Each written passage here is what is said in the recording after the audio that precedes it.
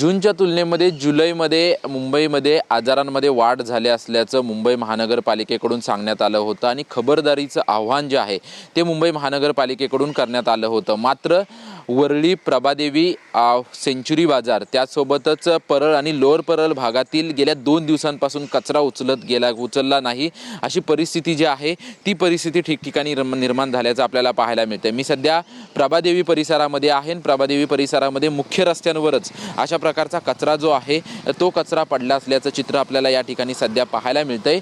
या ठिकाणी मुंबई महानगरपालिकेच्या वॉर्ड ऑफिसकडून कचरा विभागाकडून जो आहे तो हा कचरा उचलला जात नसल्याचं स्थानिकांचं म्हणणं आहे। गेल्या 2 दिवसांपासून ठिकठिकाणचा कचरा जो आहे तो कचरा उचलला जात नाही, त्याच्यामुळे रस्त्यावरती घाणीचं आणि वासाचं साम्राज्य निर्माण झाल्याच्या अनेकांच्या तक्रारी ज्या आहेत त्या तक्रारी असल्याचं आपल्याला पाहायला मिळतंय। जूनच्या तुलनेमध्ये जुलैमध्ये पावसाच्या संततधारपणामुळे आणि विविध कारणांमुळे मुंबईमध्ये आजारांमध्ये वाढ झाल्याचं चित्र आपल्याला पाहायला मिळत होतं। त्यामुळे स्वच्छतेचं आव्हान जे आहे ते मुंबई महानगरपालिकेकडून करण्यात आलं होतं। मात्र दुसरीकडे मुख्य रस्त्यांवरतीच मुंबई महानगरपालिकेकडून कचरा जो आहे तो कचरा उचलला जात नाही अशी अनेक नागरिकांची तक्रार आहे। एकीकडे मुंबई महानगरपालिका आव्हान करते की स्वच्छता आणि त्यासोबतच संपूर्ण रस्ते स्वच्छ राहिले पाहिजेत अशा प्रकारचं आव्हान करते, तर दुसरीकडे आपण पाहतोय की मुंबई महानगरपालिकेकडून मुख्य रस्त्यांवरचा कचरा जो आहे तो कचरा उचलला जात नाही आणि कुठेतरी मुंबई महानगरपालिकेची दिरंगाई जी आहे ती दिरंगाई असल्याचं चित्र आपल्याला सध्या प्रभादेवी आणि वरळी परिसरामध्ये पाहायला मिळतंय।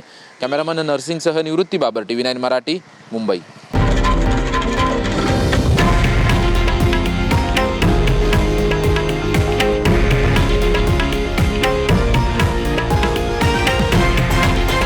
हे आहे देशातील नंबर 1 न्यूज नेटवर्क आणि आपण पाहत आहात TV9 मराठी, एकमेव।